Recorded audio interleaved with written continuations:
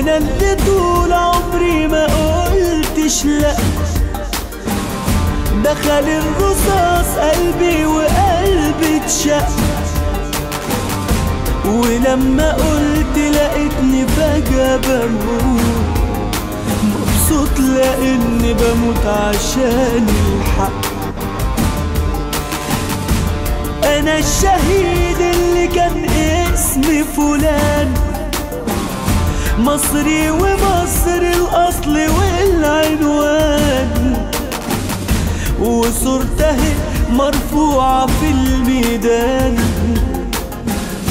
بإيدين منى ومينا وعبد الحق.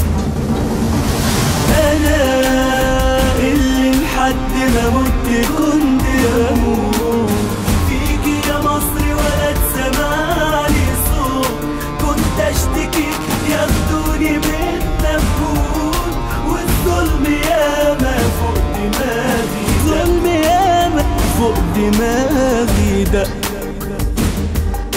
والظلم ياما فوق دماغي ده.